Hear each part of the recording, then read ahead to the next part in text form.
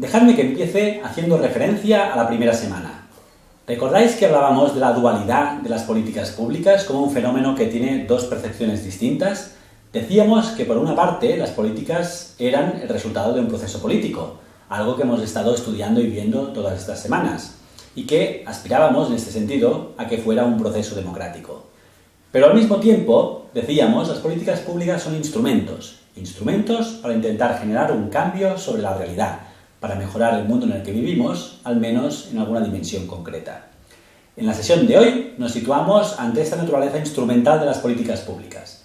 La pregunta que se hace la evaluación es: ¿realmente sirven los programas y políticas para solucionar, o al menos para mejorar, los problemas que les dan razón de ser? Por ejemplo, ¿incrementar la jornada lectiva mejora el rendimiento de los alumnos? ¿El carnet de conducir por puntos reduce la siniestralidad en las carreteras? ¿Una nueva regulación ambiental mejora la calidad del aire? Ya vimos en la primera semana que las respuestas no siempre son obvias. Acordaos, por ejemplo, del Dr. Spock y su recomendación de hacer dormir a los bebés boca abajo. Parecía tan obvio y, sin embargo, tan equivocado. Ex ante, decíamos, las políticas públicas no son más que hipótesis de mejora que deben ser contrastadas. Hoy vamos a ver cómo las podemos contrastar. Lo primero que nos hace falta es una pregunta. Las preguntas son el motor de la evaluación. Que alguien quiera saber algo sobre una política pública es el inicio de todo el proceso. Alguien dijo, no recuerdo exactamente quién, que los verdaderos genios son aquellos que encuentran una respuesta antes de que nadie se haya planteado la pregunta. Pero, lamentablemente, estos son solo los verdaderos genios. Todos los demás necesitamos, normalmente, una pregunta para activar el proceso de respuesta, también para guiar el proceso de respuesta. Sin menoscabo que después, a lo largo del proceso, quizás surjan nuevas preguntas y respuestas inesperadas más interesantes que la pregunta inicial. Y aunque cueste de creer, en el ámbito de las políticas públicas, las preguntas evaluativas son un recurso escaso, son un limitante para el desarrollo de la evaluación de políticas. Porque reconocer ignorancia cuesta, quizás también por miedo a la respuesta, quizás porque el día a día no nos da perspectiva suficiente sobre nuestro trabajo para hacernos este tipo de preguntas, quizás porque estamos demasiado centrados en la política y no nos fijamos lo suficiente en las políticas. Quizás por lo que decía el eminente poeta de Reus, Joaquín Bartrina: si quieres ser feliz, como me dices, no analices, muchacho, no analices. Cuando pensamos en evaluación, normalmente pensamos en la evaluación del impacto, pero es importante saber que existe todo un menú de preguntas de evaluación posibles. El primer tipo sería la evaluación de necesidades, también llamada a veces diagnosis. En este caso se trata de caracterizar bien las necesidades antes de diseñar el programa que les va a hacer frente.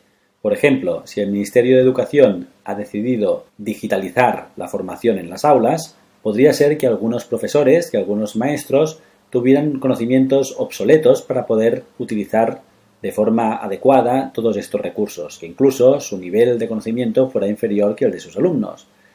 En este sentido, podríamos decir que hace falta algún tipo de programa para actualizar sus conocimientos. Pero, ¿cuántos maestros son? ¿Dónde están? ¿Qué les pasa? ¿Qué tipo de formación necesitan? Serían algunas de las preguntas que podría intentar responder una evaluación de necesidades. Es importante ver que la evaluación de necesidades es un tipo de evaluación que encaja en un proceso bastante racional de diseño de una política pública. Implica que hay un periodo en el que nos podemos dedicar a estudiar el problema antes de diseñar la solución, lo que a veces ocurre, pero no siempre es el caso. Otro tipo de evaluación muy importante es la evaluación de proceso o implementación. En este caso, nos preguntamos una pregunta bastante simple, que es ¿qué ha ocurrido? En el caso que poníamos sobre las vacunaciones, en la sesión de Raquel Gallego sobre implementación, aquí nos estaríamos preguntando si finalmente los coches han podido llegar a todos los pueblos, si finalmente las familias han dejado que vacunáramos a los niños, si finalmente hemos vacunado a 10, 20 o 30.000 niños. Preguntas sobre el qué ha pasado, no sobre el efecto de lo que hemos hecho. Esto es muy importante porque, como nos explicó Raquel Gallego, entre lo que decidimos hacer y lo que finalmente hacemos, normalmente hay una brecha. Y es importante saber lo que el programa realmente es antes de poder evaluar su impacto. Las preguntas de impacto podríamos decir que son las reinas de la evaluación, las que todo el mundo tiene en mente cuando piensa en evaluación. De hecho, son los mismos ejemplos que yo mismo he puesto para presentar la sesión. Un programa para reducir las esperas en las salas de urgencia de los hospitales realmente reduce las esperas. Un programa para intentar que se reduzcan los embarazos adolescentes realmente consigue reducir los embarazos adolescentes. Es donde nos preguntamos si el programa ha tenido algún tipo de efecto sobre el problema, sobre las necesidades que le dieron razón de ser. Y finalmente, la evaluación económica es la que pondera los outputs conseguidos o, aún mejor, los impactos conseguidos con los recursos que hemos dedicado. Esta cuestión es muy importante porque no es suficiente con que un programa haya tenido impactos para justificar su existencia.